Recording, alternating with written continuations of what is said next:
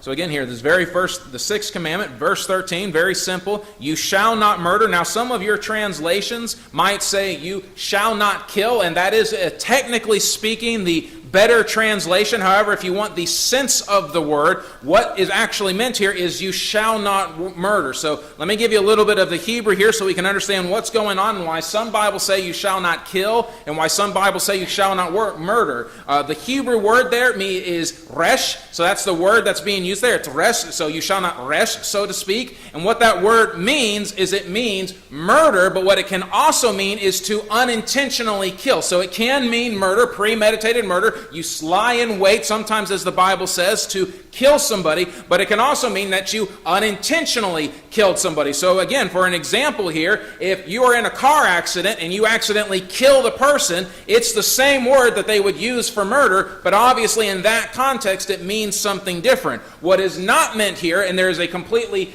different Hebrew word for, is talking about the killing that's going on in war. So when soldiers kill each other in conflict, or if you have to kill somebody in self-defense, or when the state executes somebody. There are different words for that. So in the sixth commandment, when it says you shall not murder or you shall not kill, it is not referring to soldiers in combat. There are different rules. That's a different situation. It is not talking about the state engaging in capital punishment, nor is it talking about self-defense. It's important for us to bring this up because many people have seen a certain translation where it says you shall not kill, and again, that is the technically correct translation, but they understand kill from our English translation. Of course, kill, we apply kill to what? Soldiers killing each other, killing in self-defense, the state killing somebody in the form of an execution, as well as unintentionally killing somebody, and then we have sort of a special category for murder over here. So because of this translation error, there have been many people who have thought that the Bible is saying, again, perhaps contradictory. Well, God says you shall not kill, and then later on he's telling the soldiers to go off to war where they have to kill people.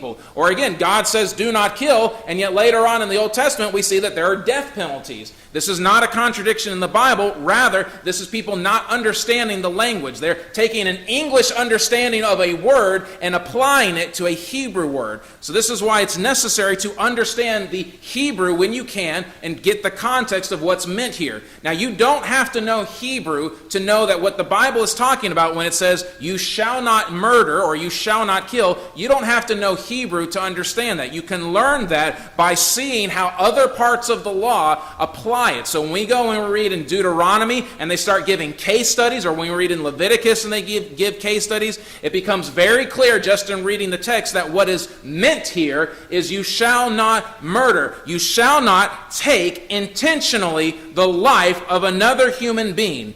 If you set out to take somebody else's life and you end their life, you have murdered them. And so this is what God is forbidding here.